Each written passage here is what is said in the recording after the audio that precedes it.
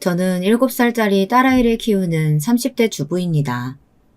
조금 이른 나이에 결혼해서 가진 것 없이 아이 낳고 키우느라 힘들 때도 많았지만 저와 남편은 딸아이에게 사랑을 듬뿍 주며 애지중지 키웠어요. 저와 남편은 어릴 때부터 동네에서 어울려 놀던 친구 사이예요. 하도 매일 붙어 다니다 보니 눈이 맞아 일찌감치 결혼했어요. 둘 다 서로 어떻게 커왔는지 어떤 사람인지 너무 잘 알다 보니까 어느새 다른 사람과 있는 것보다 둘이 있을 때가 제일 재밌더라고요. 무엇보다 둘이 성격이 잘 맞았어요. 20년 가까이 친구로 지내면서 한 번도 싸운 적 없을 만큼 사이가 좋았습니다. 비슷한 환경에서 자라서 그런지 서로 생각하는 것도 비슷하고 좋아하는 것도 비슷했거든요. 그리고 가장 중요한 가치관이 잘 맞았어요. 저희는 성격도 잘 맞는 만큼 타이밍도 비슷해서 비슷한 시기에 서로를 좋아하게 됐습니다. 서로의 마음을 확인하고 나니 저는 당연히 고민할 게 없다 싶어서 바로 결혼을 하자고 했죠. 그런데 남편은 결혼을 망설였어요. 저와 남편이나 둘 다 집안 사정이 좋지 않았거든요. 저와 남편이 어릴 때부터 살던 동네는 사실 많이 낙후된 동네라서 경제적으로 힘든 사람들이 모여 사는 동네였어요. 아마 요즘 사람들이 보면 깜짝 놀랄 정도일 거예요. 서울에 정말 이런 동네가 있나 싶어서요. 집이라고 하기에도 좀 뭐한 게 단칸방짜리 집들이 줄줄이 따닥따닥 붙어서 기차처럼 나란히 지어진 집이었어요. 집안에 화장실도 없었죠. 그래서 20집이 넘는 집들이 밖에 있는 공동 화장실을 같이 써야 했습니다. 욕실은 당연히 없어서 저와 언니들은 부엌 한쪽에 있는 세탁실에서 씻어야 했어요. 그 집에 사는 동안 언니들은 한창 사춘기 때라서 많이 창피했었대요. 동네 이름을 말하면 가난하다고 놀리는 애들이 있었다더라고요. 저는 나이도 어렸고 마냥 천진난만해서 온 가족이 모여서 다 같이 자고 먹는 게 좋기만 했어요. 참 철이 없었죠.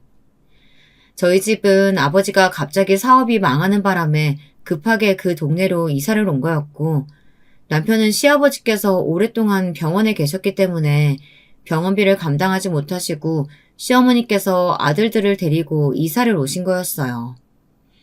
그때부터 친해져서 내내 그 동네에서만 이사 다녔으니 지금의 인연까지 이어진 거였죠. 저도 알아요. 남편네 집도 사정이 뻔하고 저희 집도 크게 다르지 않으니까요. 하지만 서로 좋아하는 것만은 확실하니 돈 때문에 결혼을 미룰 필요는 없다고 생각했습니다. 뭐가 걱정이라서 망설이는 건데 돈 없어서 우리들이 살 집 없을까봐? 아니면 결혼식? 저는 단도직입적으로 물었습니다. 남편이 걱정하는 부분이 뭔지 알면 제가 다 해결할 수 있었으니까요. 남편이 걱정하는 건 제 예상대로 역시나 현실적인 문제였어요. 시부모님도 저희 집도 그 옛날 살던 단칸방에서 벗어나긴 했지만 지금도 시부모님은 월세집에서 4가족이 살고 있었고 저희 집도 별반 다르지 않는 집에서 5식구가 살고 있었으니까요. 나 이제 대학도 간신히 졸업했고 모아놓은 돈도 하나도 없어. 거기다 동생 대학 졸업도 아직 많이 남았는데 나랑 결혼하면 네가 너무 고생이야. 나 몰라? 네 동생이면 내 동생인데 무슨 그런 걱정을 해. 그리고 나는 너만 있으면 단칸방에서도 살 수 있고 결혼식 같은 건 아예 안 해도 돼. 지금부터 둘이 열심히 살면 우리 금방 부자 될 수 있어.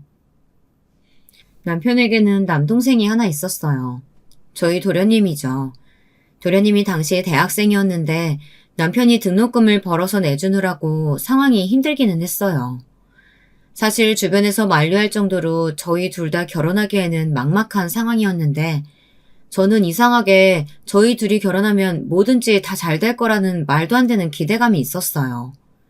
저는 저 스스로를 믿고 남편을 믿었거든요. 앞으로 우리의 앞날이 창창할 거라고요. 사실 뾰족한 수가 있었던 건 아니었지만 남편도 저를 믿고 제 말대로 해줬어요. 남편도 반신반의하는 것 같았지만 제가 옆에 있으면 자신도 뭐든 할 수 있을 것 같다면서 힘을 보탰습니다. 저희가 결혼하겠다고 말하자 저희보다 가족들이 더 걱정이 많았어요. 저희가 어려서 철이 없어서 세상 물정을 모르는 거라고요. 가난이 가난을 만나면 그냥 더 가난해지는 거라면서 차라리 결혼 안 하고 각자 사는 게 낫다고요. 틀린 말도 아니죠. 지금 당장 둘 수중에 돈 1,000만 원도 없는데 결혼하겠다고 난리를 치니 저라도 제 자식이었으면 말렸을 거예요. 저희는 주변에 만류해도 결혼 준비를 강행했습니다. 저희 부부가 가장 먼저 한 일은 혼인신고였어요. 그리고 바로 신혼부부 대상 임대 아파트 신청부터 했어요. 제가 남편과 결혼하겠다고 마음 먹자마자 한 일이 바로 임대 아파트 신청 조건부터 알아본 거였거든요. 왜 진작 이 생각을 못했을까 싶을 정도로 둘 다 모든 조건에 딱 들어맞았습니다. 양가 식구들 중에 누구도 지금까지 집을 가져본 적이 없었어요. 남편은 아직 직장이 없는 상태였고 제 월급이라고 해봤자 계약직이니 얼마 되지도 않았고요. 저희는 임대 아파트에 들어갈 수 있게 되었습니다. 저와 남편은 뛸 듯이 기뻤어요. 지금까지 둘 다 아파트에 살아본 적도 당연히 없지만 저희 둘의 새로운 시작이 순조롭다고 느껴졌거든요. 저희 두 사람은 30도 되기 전에 함께 살았습니다. 혼인신고는 이미 했으니 부부였죠. 결혼식은 할 수 있는 형편이 안 돼서 양가 가족들이 다 모여서 사진 한 번 찍고 밥만 먹었어요. 양가 부모님들도 그쯤 되니 둘이 알아서 집까지 구해 사는 모습이 대견하다고 하시더라고요. 물론 집이야 해결되긴 했지만 대출을 받아서 들어왔으니 지금부터는 열심히 돈을 벌어야 했어요. 남편은 여기저기 면접을 보러 다녔지만 쉽지 않았습니다. 남편은 그럴 때마다 제게 미안하다고 했습니다. 저는 괜찮았어요. 이거보다 더 힘든 때도 잘만 살았으니까요. 옛날 생각나? 우리 그 단칸방 집 살 때 내가 밤마다 혼자 화장실 가기 무서워서 너희 집 문 두드리면 네가 나와서 매일 같이 가줬었잖아. 난 그게 그렇게 힘이 되고 고마웠었다. 추억이라는 건 그 어떤 때보다 힘이 센 것 같아요. 저는 지금까지도 남편이 어릴 때 제게 베풀었던 배려와 힘들 때마다 옆에 있어 주었던 추억들이 고스란히 남아있거든요. 그래서 그 어떤 것보다 남편이 힘든 게 가장 싫어요. 그래서 다른 것들은 둘이 함께 힘을 합치면 다 해결되는 거라고 생각했습니다. 저희 도련님은 어릴 때부터 머리가 좋았어요. 저희와 매일같이 놀면서 학창시절 내내 전교 1, 2등도 하고 그랬어요. 도련님은 명문대 법대에 들어갔습니다. 그랬으니 남편은 도련님을 더 애틋하게 생각했어요. 돈 좀 있는 집에서 태어났으면 아마 승승장구했을 거라고요. 그래서 남편은 어떻게든 법대를 졸업시키려고 아등바등 닥치는 대로 일하며 학비를 대줬습니다. 저와 함께 살기 시작한 지 얼마 안 됐을 텐데 남편은 도련님의 4학년 마지막 학기를 구하겠다고 새벽에 공사 현장 아르바이트를 갔어요. 그때 작은 사고가 있었습니다. 3층 높이에서 떨어져서 뼈에 금이 가고 여기저기 다쳐서 몇 달을 집에서 쉬어야 했습니다. 형수 미안해요. 내 학비 내겠다고 매일 아등바등 사는 것도 미안해 죽겠는데 형까지 다쳐서 형수가 너무 고생이 많아요. 내가 정말 형수 볼 낯이 없어요. 무슨 소리예요? 우리가 남이에요? 우리 다 같은 형제나 마찬가지잖아요. 괜한 소리 말아요. 도련님이 그런 소리 하면 내가 더 서운해요. 그러다 보니 대학 졸업할 때쯤 도련님은 로스쿨에 가고 싶을 텐데도 누구에게도 말도 못하는 것 같더라고요. 도련님은 로스쿨은 애초에 포기하고 여기저기 면접을 보러 다니는 것 같았죠. 당연한 게 그때까지도 부모님은 월세를 살고 있고 형은 자신 때문에 다쳐서 병원에 있으니 어떻게 로스쿨까지 도와달라고 할 수가 있었겠어요. 제가 먼저 남편에게 도련님을 로스쿨에 보내자고 이야기했습니다. 당시에 남편은 거의 벌이가 없다시피 했고 저도 벌이가 변변치 않았어요. 거기다가 계약직이라서 언제 잘릴지도 모르고 한 달 벌어 한 달 사느라 허덕거리고 있었죠. 그래도 둘이 알뜰하게 살면서 조금씩 부어놓은 적금이 있었어요. 그 적금이 1,000만 원씩 모일 때마다 대출금을 갚아나갈 생각이었죠. 남편은 당연히 제 제안을 거절했지만 제가 우겼습니다. 도련님은 시댁 식구이기 이전에 제가 가장 아끼는 동생입니다. 어릴 때부터 형제처럼 지냈던 친구요. 그 정도 돈은 그냥 줄 수도 있다고 생각했어요. 남편은 끝까지 괜찮다고 그럴 필요 없다고 했지만 저는 그러는 게 좋을 것 같았습니다. 제가 지난 20년간 옆에서 봐온 도련님이 너무 아까워서요. 남편은 결국 제 뜻대로 해줬고 도련님은 검사가 됐습니다. 제가 살면서 제일 잘한 결정이 첫 번째는 남편과 결혼한 거고 두 번째가 도련님 로스쿨을 보내자고 했던 거예요. 저는 도련님이 될 줄 알았거든요. 저희 부부는 그 사이에 딸아이를 낳았습니다. 계획하지 않은 임신과 출산이었지만 저와 남편은 행복했어요. 하루하루 커가는 딸아이를 볼 때마다 너무 경이롭고 신기했어요. 도련님은 저희 딸 예빈이를 너무 예뻐해줬어요. 일하느라 많이 힘들어서 퇴근하면 집에 가서 바로 쉬고 싶을 텐데 항상 저희 집에 와서 한두 시간씩 예빈이를 놀아주다가 갔습니다. 남편이 늦는 날에는 예빈이 씻기는 것까지 도와주고 갔어요. 내가 한다니까. 아유, 도련님 양복 다 젖었네. 우리 부모님도 안 해준 걸 우리 형수가 해줬는데 이깟 양복이 뭐가 중요해요. 형수, 조금만 기다려요. 내가 돈 많이 벌어서 비싼 아파트 꼭 사줄게요. 으이구, 집은 무슨. 우리 아파트 30년 임대인 거 몰라요? 우린 우리 집에서 30년 채우고 나갈 거니까 도련님은 빨리 예쁜 동석감이나 만나서 장가부터 가요. 그때까지만 해도 저희 집은 주변에서 다들 부러워할 정도로 우애가 좋은 집이었어요. 가진 건 없어도 가족들끼리 사이가 좋으니 저와 남편은 그것만으로도 행복했습니다. 그런데 집안에 사람이 하나 잘못 들어오니 아주 풍비박산이 나더군요. 도련님이 검사가 된 지 이제 막 1, 2년쯤 됐을 땐가요? 웬 아가씨를 집에 데려왔어요. 제 동석감이라면서요. 이렇게 말하면 안 되지만 동서는 처음 봤을 때부터 느낌이 좋지 않았어요. 사람이 좀 쎄하다고 할까요? 제가 나이는 많이 안 먹었어도 사람 보는 눈이 좀 있거든요. 딱 봐도 사람이 겉과 속이 다른 사람처럼 보였어요. 도련님은 오자마자 남편과 딸아이를 놀아주느라 바빴어요. 그동안 저는 동서랑 잠깐 앉아서 이야기를 나눴습니다. 그런데 동서는 뭐가 그렇게 신기한지 저희 집을 두리번거리더라고요. 애기 물건이 여기저기 어질러져서 정신없죠? 그게 아니고 신기해서요.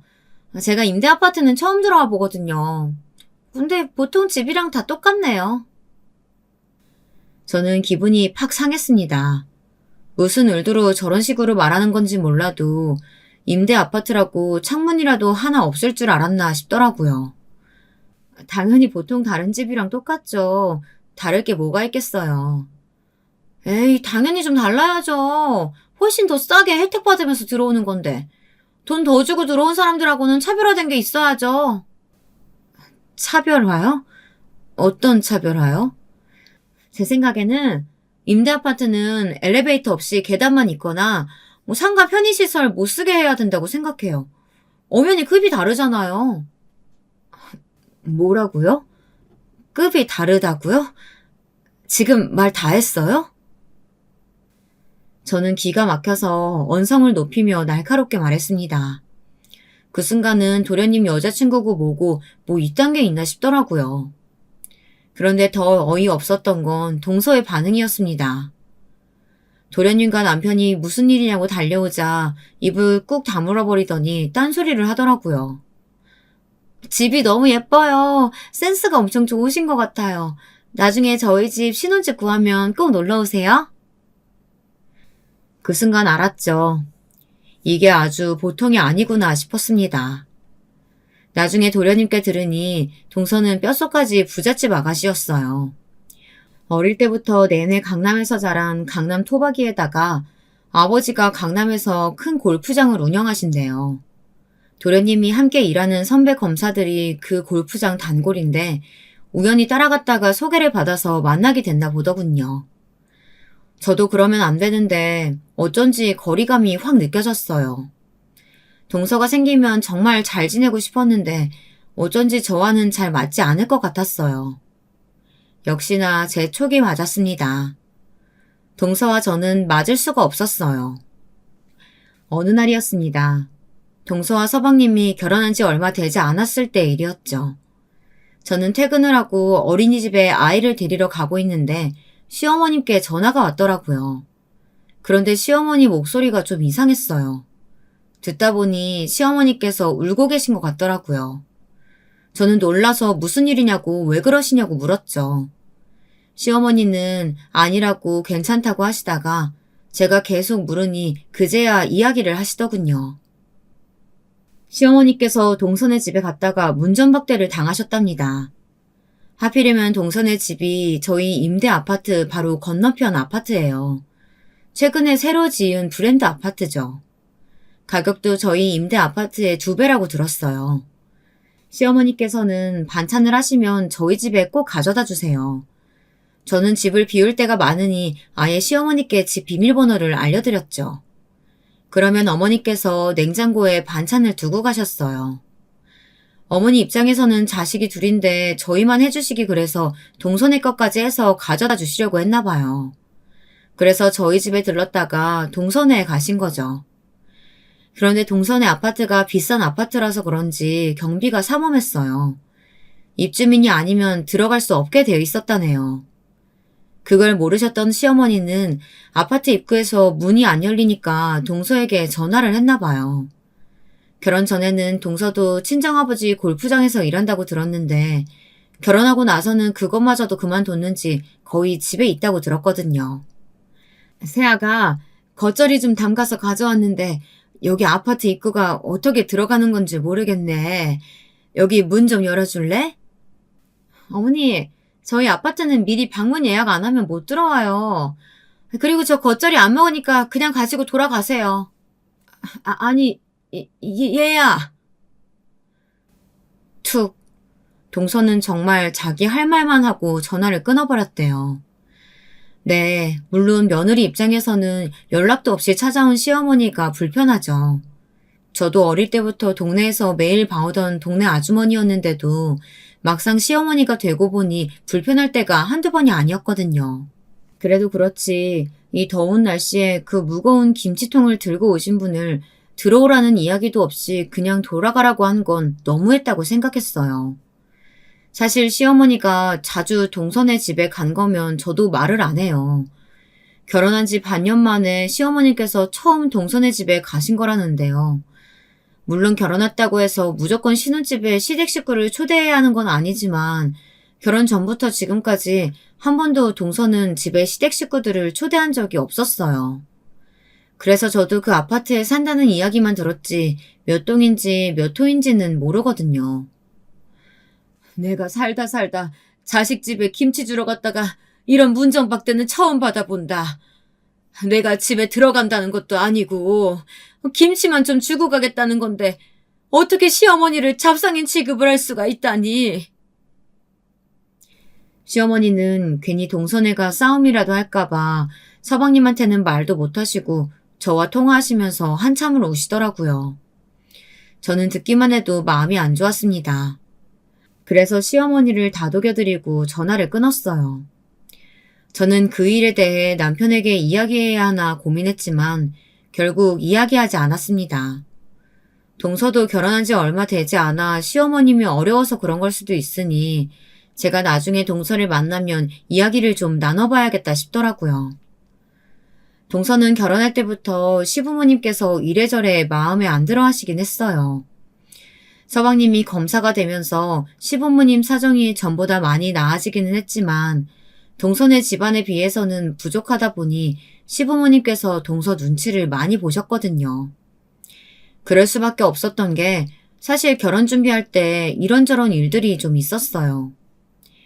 저희 부부야 둘 다 아무것도 없을 때 번갯불에 콩 구워 먹듯이 후다닥 결혼했으니 그냥 둘 다 알아서 했지만 서방님과 동서네는 좀 다르더라고요. 동서가 뭐든지 최고로 하고 싶어 했어요.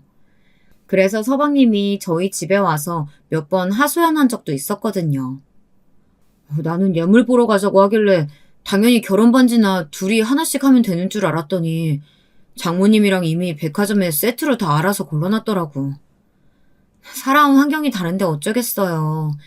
우리야 어릴 때부터 아끼고 포기하고 사는 게 당연했지만 동서는 아니잖아요.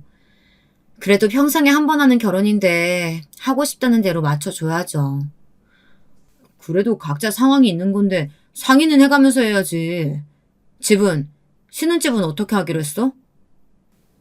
시부모님이야 해줄 수 있는 게 없으니 동서랑 서방님 눈치만 보고 계셨지만 저와 남편은 그렇지가 않았습니다.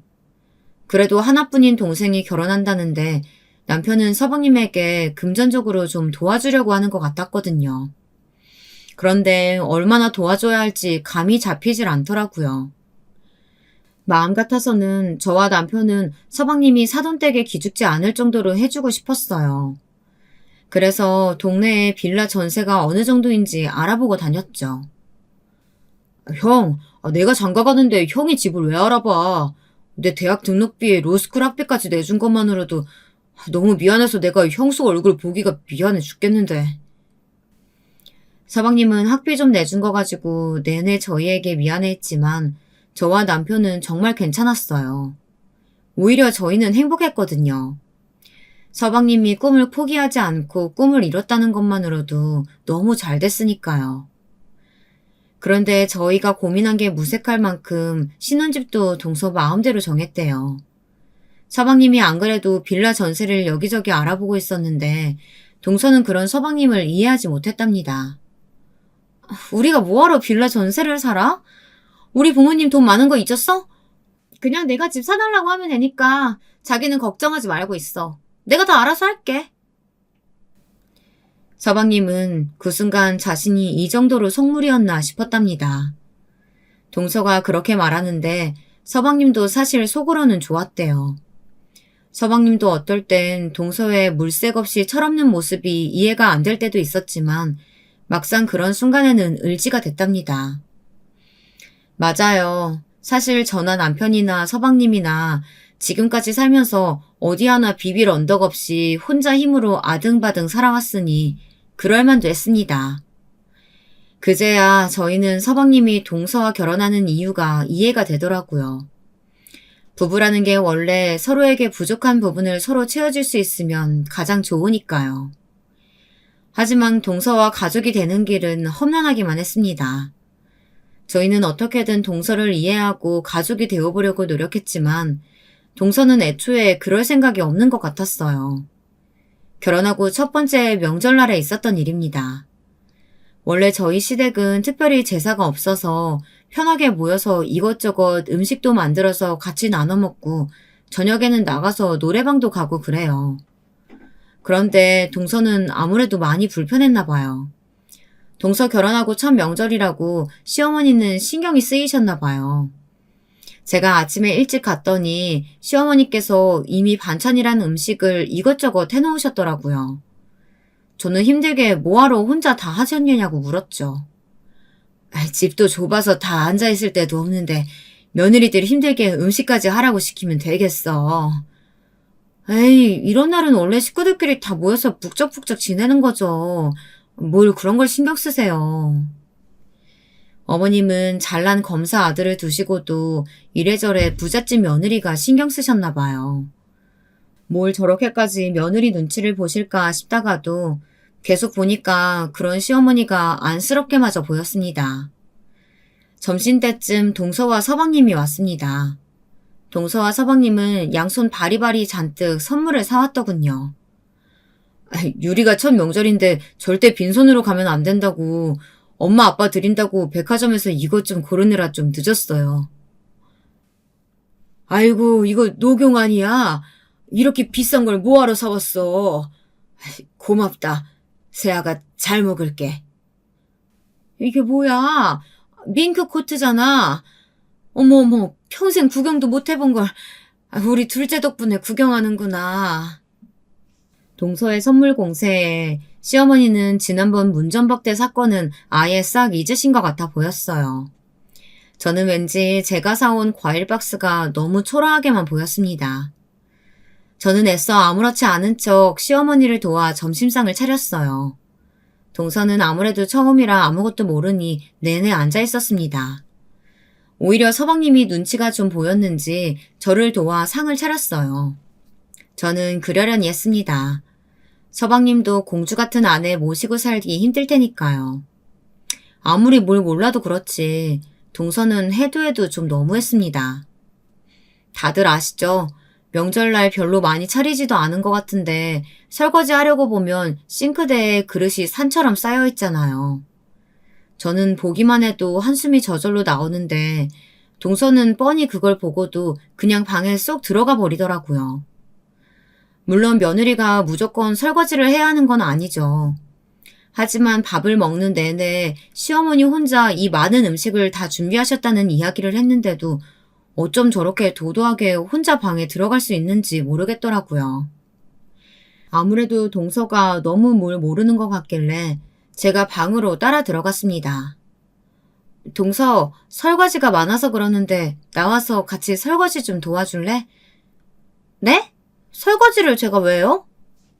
동서는 정말 설거지를 자기가 왜 해야 하냐는 듯 눈을 동그랗게 떴어요. 그러고는 자기는 태어나서 설거지를 한 번도 안 해봤다고 하더라고요. 어떻게 하는지도 모른다고요. 동서가 공주처럼 자랐다는 거야 진작 알고 있었지만 이 정도일 줄은 몰랐습니다. 결혼한 지 이제 1년이 다 되어가는데 설거지를 한 번도 안 해봤으면 결혼해서 지금까지 서방님이 혼자 설거지를 다 했다는 말인가 봐요. 시어머니께서 연세도 많으신데 혼자 저 많은 음식 다 해서 대접해 주셨으면 설거지는 우리가 해야지.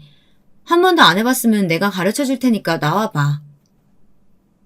저도 성질이라면 어디 가서 빠지지 않아요. 성격대로 했으면 벌써 방이 떠나가게 소리를 질렀을 거예요. 하지만 명색이 손이 동서인 제가 윗사람으로서 본보기를 보여야겠다 싶어서 많이 참고 타이르듯 이야기했습니다. 그런데 동서는 전혀 상식이 통하지 않는 사람이었어요. 설거지를 배우라고요? 제가 그런 걸 왜 배워요? 하고 싶으시면 형님이나 가서 하세요. 저는 형님과 달리 설거지하는 사람 필요하면 돈 주고 쓰면 돼요. 과연 어떤 인생을 살아오면 저런 말을 저렇게 당당하게 할 수 있을까요? 저는 기가 차면서도 더 할 말이 없었습니다. 네, 동서 말이 맞았어요. 설거지를 죽을 때까지 안 할 사람이 설거지를 뭐하러 배우겠어요. 저는 한번 꾹 참고 방을 나와서 남편과 함께 설거지를 했어요. 그런데 그 사이 동서가 서방님을 데리고 방으로 들어가는 것 같더니만 금세 같이 나오더라고요. 이제 점심 한 끼 먹었는데 동서와 서방님이 집에 가겠다고 하더라고요. 동서 말에 시부모님은 놀라서 벌떡 일어나셨어요. 첫 명절인데 그래도 잠이라도 자고 가야 하는 거 아니냐고요. 그러자 동서가 하는 말이 아주 기가 막혔습니다. 저 불편하고 눈치 보여서 이제 더는 여기 못 있겠어요. 둘째야, 그게 무슨 소리야? 우리가 너한테 뭐 실수했니? 기분 상한 거 있어? 아무래도 제가 어머님 아버님한테 이쁨 받으려고 이것저것 사온 게 형님은 좀 불편하셨나 봐요. 저는 어안이 벙벙했습니다. 동서 말에 시부모님은 물론 서방님까지 저를 바라보는데 그 눈빛이 제가 정말 동서를 괴롭히기라도 한 것처럼 느껴졌어요.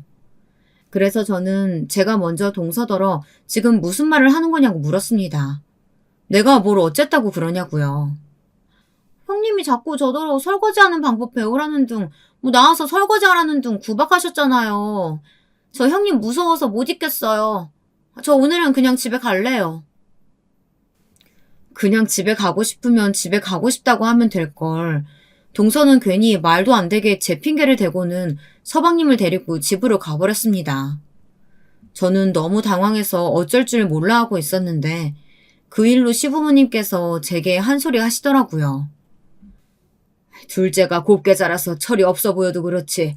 시집와서 첫 명절이라 어색하고 긴장했을 텐데 거기다 대고 꼭 그렇게 윗사람 노릇을 해야겠니? 아버님, 제가 윗사람 노릇하려고 한 게 아니에요. 그냥 설거지 많으니까 같이 하자고 이야기한 것뿐이라고요. 저도 억울해서 한마디 했습니다.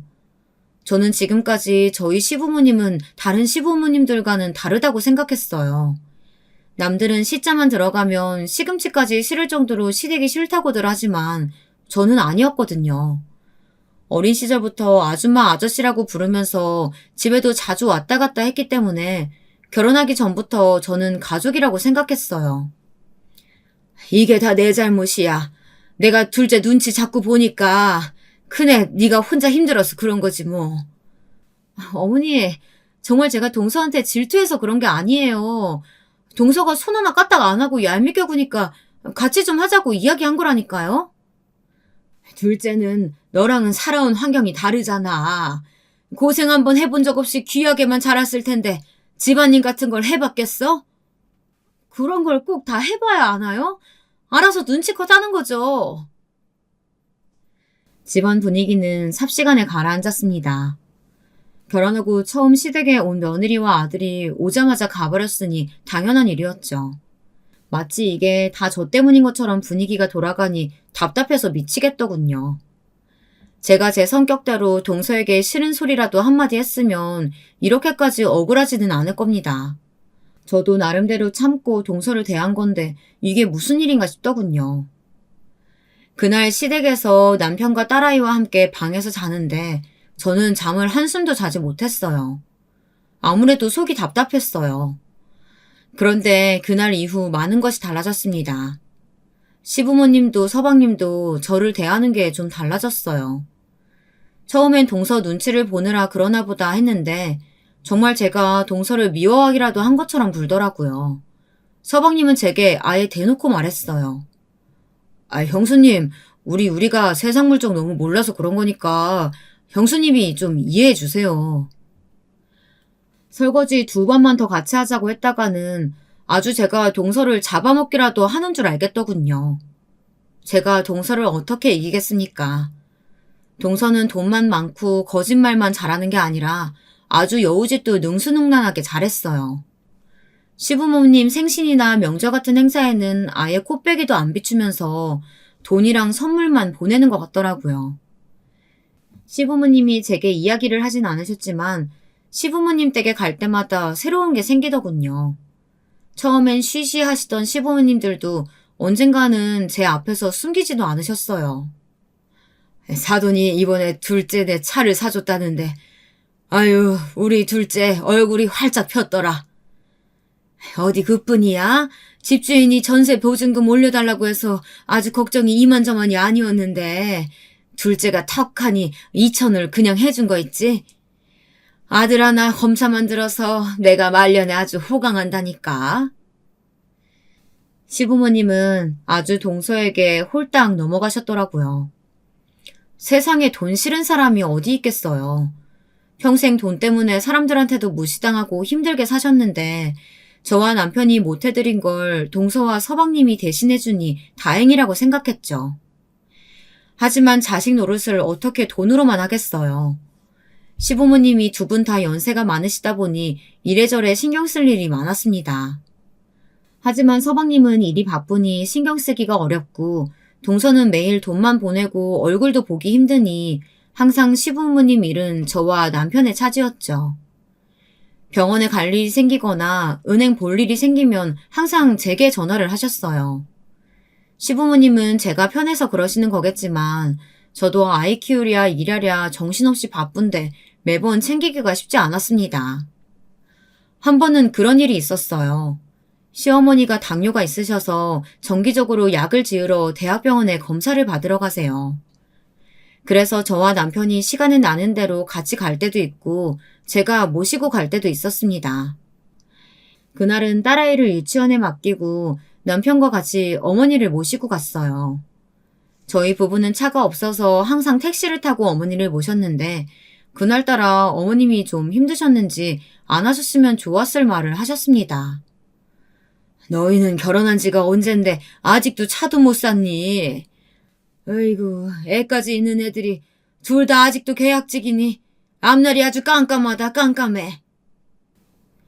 평소 같았으면 충분히 웃으면서 받아쳤을 말이 그날은 유난히 서럽게 느껴지더군요. 저는 표정 관리가 되질 않았어요. 금방이라도 눈물이 쏟아질 것 같았습니다. 그런 제 마음을 눈치챘는지 남편이 시어머니에게 한마디 하더군요. 엄마, 그걸 정말 몰라서 그래? 내가 지금까지 엄마 아빠 건사하느라 거의 가장이나 다름없었는데 지금 와서 그런 소리가 나와? 왜? 둘째 아들 검사되고 잘 사는 사돈댁 만나니까 뭐 이제 나는 필요 없다 이거야? 남편이 그렇게 화난 모습은 저도 처음 봤어요. 평소 온순한 남편이 저렇게까지 화를 내니 시어머니도 자신이 실수했나 싶었는지 바로 사과하시더라고요. 정말 걱정돼서 한 소리지 둘째네랑 비교해서 한 소리는 아니라고요. 저와 남편은 둘 다 속상했지만 티내지 않았어요. 평소처럼 씩씩하게 넘어가려고 했었죠. 하지만 주변에서 저희를 가만두지를 않았습니다. 저희는 어떻게든 버티며 잘 살아보려고 하는데 주변에서 저희를 밀어내고 흔들어댔죠. 그날은 저희 딸아이의 생일이었어요. 저희 부부는 기분 전환이라도 할 겸 성대하게 해주고 싶어서 집에 풍선도 붙이고 현수막도 달아서 시댁 식구들을 모두 초대했습니다. 최근 가족들끼리 아무래도 서먹서먹했으니 이 김에 분위기를 바꿔볼까 싶어서요. 없는 솜씨로 음식도 만들었습니다. 동서가 오기 전까지는 분위기가 좋았습니다. 그런데 결국 또 동서가 문제였죠. 지지리도 없는 집에 시집와서 맞벌이하랴 아이 키우랴 형님이 아주 고생이 이만저만이 아니시네요. 동서가 정말 영악한 게 항상 저랑 둘이 있을 때만 저런 소리를 했어요. 저는 그때 분명하게 확신했죠. 동서가 일부러 그러는 거라는 걸요. 동서, 혹시 나한테 자격지심 있어? 뭘 나랑만 있으면 그런 말도 안 되는 소리를 해? 자격지심이요? 제가 형님한테요? 그럴 리가요. 저는 그냥 형님이 너무 불쌍하고 안쓰러워서 그래요. 듣기로는 친정도 찢어지게 가난하다면서 아주버님 뭐 볼 게 있다고 그렇게 일찍 시집을 왔어요? 그럼 동서야말로 돈도 많은 집 딸내미가 왜 우리 시댁 같은 집에 시집을 왔는데? 만만하잖아요. 괜히 우리 집보다 잘난 집에 시집가 봐요. 시집살이나 하고 고생만 하지. 저는 우리 시댁이 딱 좋아요. 돈만 주면 제가 뭘 하든 아무 말도 안 하잖아요. 저도 웬만하면 참으려고 했습니다. 명절 때 일도 있고 동서가 워낙 재수없는 년이라는 건 알고 있었기 때문에 더는 휘둘리지 않으려고 했어요. 이게 진짜 말이면 단주라나. 너 친정에 돈 좀 있다고 눈에 뵈는 게 없구나. 지 손으로 돈 한 번 벌어본 적도 없는 게 어디서 부모 돈 가지고 유세를 부려. 어머 무서워라. 그래서 형님이 직접 자기 돈으로 돈 벌어서 부자 되셨어요? 아니잖아요. 동서는 아예 말이 통하질 않는 년이었습니다. 저는 그때 결심했어요. 동서, 아니, 저 년은 절대 저대로 두면 안 되겠다 싶었죠. 본때를 보여줘야겠다 싶었습니다. 얼마 뒤 저는 회사를 그만뒀습니다. 꼭 동서 때문은 아니었어요.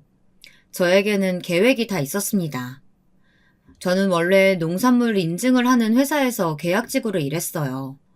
그러다 보니 지방에서 농사 지으시는 사장님들과 친하게 지냈죠.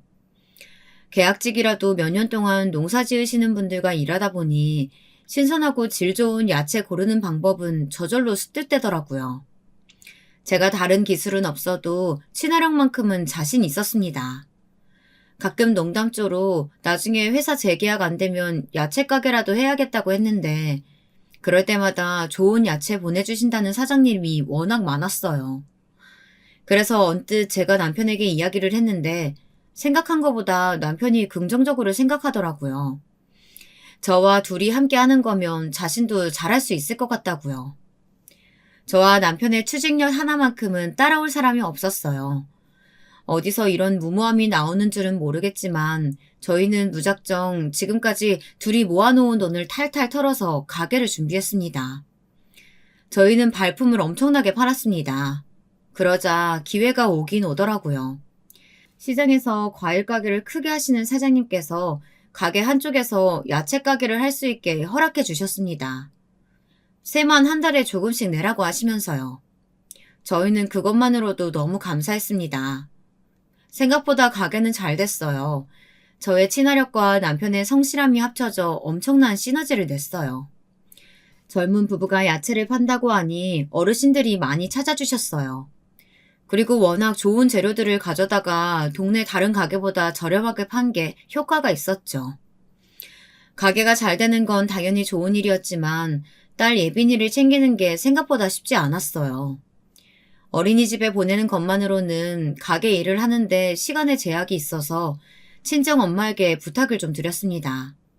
그래서 조금이나마 마음 편하게 가게 일에 집중할 수 있었죠. 마음이 편해져서일까요? 가게는 점점 더 장사가 잘 됐어요. 초대박이 났습니다. 저희 야채 가게 덕분에 과일 가게까지 장사가 잘 되는 상황이 되자 나중에는 연세가 많으셨던 과일 가게 사장님께서 아예 가게를 저희에게 받으라고 하시더라고요. 저희가 한다고 하면 보증금도 싸게 해주시겠다면서요. 고민할 게 뭐 있겠습니까? 저희는 바로 가게를 계약했습니다. 그렇게 가게까지 생긴 저희는 아주 돈을 긁어 모았습니다. 새벽부터 저녁까지 쉴 새 없이 바쁘다 보니 정말 집에 들어가면 잠만 자고 나왔어요. 그런데 제가 돈 버는 재미에 빠져 진짜 중요한 걸 놓칠 뻔했습니다. 바로 우리 딸 예빈이요. 예빈이가 어느 날부턴가 갑자기 안 하던 음식 투정을 하더라고요. 과일도 안 먹고 평소 잘 먹던 야채도 입에 대지 않았어요. 우리 딸 갑자기 왜 그러지? 엄마 아빠가 과일 가게 사장님인데 딸이 과일을 안 먹으면 안 되지. 그래서 안 먹는 거야. 엄마 아빠가 나보다 과일을 더 좋아하니까. 나는 매일 안 데리러 오면서 과일이랑 야채만 사러 다니잖아. 어느새 이렇게 커버렸는지 부쩍 자란 딸아이는 저와 남편에게 불만이 많았더라고요.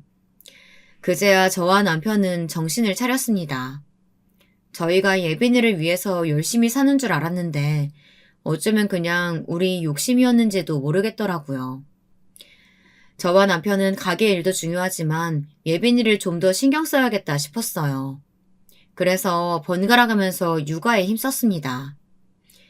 그러던 어느 날이었습니다. 그날은 남편이 예빈이를 데리러 가기로 했는데 갑자기 일이 생겼다면서 남편이 제게 가게 문을 좀 닫고 예빈이를 데리러 가라고 하더라고요. 저는 무슨 일인가 걱정이 됐지만 이미 하원 시간이 많이 늦어져서 남편 말대로 가게 문을 닫고 예빈이를 데리러 갔습니다. 저는 오랜만에 가게 문도 닫고 나왔으니 예빈이랑 좀 놀아줘야겠다고 싶어서 예빈이에게 놀이터에 가자고 했어요. 그런데 그때 예빈이가 이상한 소리를 제게 하더라고요. 엄마도 그거 알아? 비싼 아파트 놀이터는 아무나 못 들어가. 그래서 나랑 엄마는 작은 엄마네 아파트 안에 있는 놀이터 가면 안 돼. 저는 딸아이가 도대체 어디서 이런 소리를 들었나 싶더군요. 그래서 그런 소리를 누가 했느냐고 물었죠.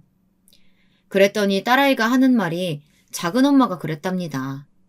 벽에 걸린 현수막을 손가락으로 콕콕 찍으면서 보라고 소리 질렀대요. 딸아이가 동서 목소리까지 흉내내면서 말을 하는데 저는 순간 온몸에 소름이 돋았어요. 너 한글 몰라? 저기 현수막에 쓰여있잖아. 입주민 어린이 외에 놀이터 출입 금지. 작은 엄마, 입주민이 무슨 뜻인데요? 그리고 출입 금지는 또 무슨 말이에요?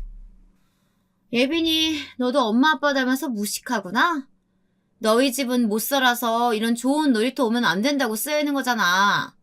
너 여기 다시는 오면 안 돼. 알았어? 저는 이게 도대체 무슨 말인가 싶어서 저희 친정엄마에게 전화해 확인했습니다. 혹시 예빈이랑 놀이터에 갔다가 동서에게 그런 소리를 들은 적이 있냐고요. 그러자 친정엄마는 유치원 끝나고 동서가 산다는 그 아파트 놀이터에 몇 번 가서 논 적이 있긴 하대요. 그리고 동서와 마주친 적도 있답니다. 마주치면 항상 먼저 와서 살갑게 인사했다네요. 저희 친정엄마에게 힘드시겠다면서 쉬시라고도 했대요. 그러고는 동서가 직접 예빈이랑 놀아준 적도 있답니다. 저는 아무래도 이상했어요. 지금까지 동서가 예빈이를 자주 보지는 않았지만 예빈이를 놀아준 적도 없었고 잘해준 적도 없었어요. 저는 혼란스러웠습니다. 물론 아이 말만 믿고 동서를 의심할 수는 없지만 그래도 딸아이가 저렇게 똑똑히 기억할 정도인데 이상했어요. 저는 이대로 넘어갈 수가 없었습니다. 그래서 딸아이를 데리고 다짜고짜 동서내로 향했어요. 그런데 믿을 수 없는 일이 일어났습니다. 동선의 집 앞에 내렸는데 동선의 집 현관이 활짝 열려 있더군요. 그리고 집 안에서 누군가 고래고래 소리를 지르고 있었어요. 저는 놀라서 자리에 우뚝 멈춰 섰는데 딸아이가 아빠 목소리라고 하더라고요. 그러고 보니 동선의 집안에서 들리는 목소리는 분명 제 남편이었어요. 제 남편답지 않게 소리를 지르고 있었죠. 아빠도 작은 엄마 혼내주러 왔나 보다. 내가 아빠한테도 말했거든. 작은 엄마가 놀이터에 오지 말라고 했다고. 저는 한시라도 빨리 진실을 알아야겠다는 마음만 앞서서 딸아이에게 제대로 물을 새도 없었는데 알고 보니 남편은 딸아이를 데리러 갔다가 갑자기 일이 생겼다는 게 바로 이거였어요. 남편은 딸아이를 데리러 유치원에 갔다가 동서가 딸에게 한 말을 듣고 화가 나서 동선의 집까지 쫓아온 것 같았어요. 저는 곧바로 동선의 집에 들어갔습니다. 그런데 상황은 심각했어요. 남편이 화가 많이 났는지 신발까지 신은 채 동선의 집 거실에 들어가 있더라고요. 너, 내가 우리 식구로 인정해서 대우해줬는 줄 알아? 네가 우리 부모님도 무시하고 내 아내한테도 함부로 하는 거 다 알아도 내 동생이 사랑하는 사람이니까 그나마 사람 취급이라도 해준 거야. 근데 네가 감히 내 딸한테 상처를 줘? 남편처럼 점잖은 사람이 얼마나 화가 났는지 거실장에 놓인 장식들까지 잡히는 대로 바닥에 던지더라고요. 어머, 아주버님 미쳤어요? 지금 당장 경찰에 신고할 거니까 어디 마음대로 해봐요. 이대로 뒀다가는 정말 큰 사고라도 생길 것 같아서 제가 들어가 말리려고 했습니다. 신고를 하든 말든 네 마음대로 해. 그런데 나도 절대 가만히 있지 않아. 지금 당장 내 딸한테 가서 사과 안 하면 너 가만히 안 둘 거야. 알았어? 역시 이래서 없는 짓 것들이랑 엮이면 안 되는 거라니까. 배운 거 없이 산티가 아주 줄줄 흐르잖아. 뭐야? 지금 말 다 했어? 그때였습니다. 저는 남편이 너무 화가 나서 이성을 잃기라도 할까봐 달려가 말리려고 했는데 마침 서방님이 나타나셨더군요. 서방님은 제게 예빈이와 잠깐 기다리라고 하더니 거실로 들어갔어요. 그런데 충격적인 일이 벌어졌습니다. 동서의 뺨을 서방님이 세게 갈겼어요. 짝 소리가 날 정도로 말이죠. 그 순간 집안에 있던 모두가 다 얼어붙었습니다. 경찰에 신고하겠다고 소리를 지르던 동서까지도요. 내가 너 분명 경고했지? 한 번만 더 이러면 우리 이혼이라고. 네가 나를 얼마나 우습게 봤으면 우리 부모님의 형수도 모자라서 내 조카까지 건드려? 서방님의 행동도 놀라웠지만 동서도 만만치 않았어요. 그 순간 동서 눈빛이 변하더군요. 아주 표독스럽게요. 이 거지 같은 새끼가 내 돈 가지고 간신히 사람 구실하게 만들어줬더니 감히 내 얼굴에 손을 대? 너 말 잘했다. 내가 지금까지 너 사랑해서 참고 살았는 줄 알아? 나 너 사랑한 거 아니야. 네 돈 가지고 편하게 좀 살아볼까 싶었는데 더는 안 되겠다. 돈이 아무리 좋아도 너처럼 싸가지 없고 개념 없는 여자랑은 못 사니까 이혼해! 너 지금 뭐라고 했어? 날 사랑한 게 아니라고? 날 이용했다고? 너 내가 가만히 있을 줄 알아? 너 절대 용서 못해. 우리 아빠한테 말해서 너 가만 안 둘 거야. 웃기고 있네. 장인어른, 내가 지금 너랑 당장 이혼한다고 난리쳐도 찍소리 못해. 장인어른이 나같이 가난한 집 사이를 왜 환영했겠어? 나한테 돈 주고 차 사주면서 온갖 더러운 심부름 시키려고 하신 거잖아. 알고 보니 서방님과 동서의 결혼으로 인해 이용당한 건 서방님도 마찬가지였나 보더라고요. 골프장을 한다던 사돈이 뒤로 이런저런 더러운 심부름을 서방님에게 많이 시켰나 봐요. 다 내 잘못이지. 부잣집 사위 좀 해보겠다고 지금까지 장인어른 구린 짓 하는 거 나도 다 눈 감고 있었으니까. 그런데 이제 더는 못해. 도저히 너 같은 여자랑은 못 살겠다. 저도 일이 이렇게까지 될 줄은 몰랐습니다. 제가 동선의 집에 오면서 서방님에게 전화하긴 했어요. 아무래도 저 혼자 와서는 동서가 문도 열어주지 않을 것 같아서요. 저는 서방님에게 자초지종을 이야기하고 아파트 안으로 들어올 수 있는 번호를 물어봤거든요. 그랬더니 서방님이 일하다 말고 온 것 같아요. 동서는 갑자기 바닥에 주저앉아 집이 떠내려가게 울었습니다. 우는 모습을 보니 동서가 서방님을 많이 좋아하기는 했나 보더군요. 반면 서방님은 펑펑 우는 동서를 바라보는 눈이 아주 경멸에 차 있었습니다. 그 이후로 어떻게 됐냐고요? 서방님 부부는 결국 이혼했습니다. 동서는 죽어도 이혼 안 해준다고 버텼지만 방법이 없었습니다. 서방님이 처가댁에 가서 동서와 더는 못 살겠다고 선언을 했다네요. 합의 이혼해주지 않으면 서방님이 가지고 있는 처가댁에 구린 것들을 다 까발리겠다고 했대요. 역시 사람은 머리가 좋아야 하나 봅니다. 서방님은 이혼만 성공한 게 아니라 그 브랜드 아파트까지 받아냈어요. 이혼하면서 위자료로 받았다네요. 아무래도 사돈댁에서는 입막음용으로 준 것 같아요. 얼마 뒤 서방님은 제게 고개를 숙이고 사과했습니다. 형수님, 죄송해요. 제가 형수님한테 받은 게 그렇게 많은데 좋은 집, 좋은 차에 홀라당 넘어가서 하나밖에 없는 조카 마음에 씻을 수 없는 상처까지 줬어요. 그리고 제가 형수랑 약속했었잖아요. 돈 벌면 꼭 집 사드리겠다고요.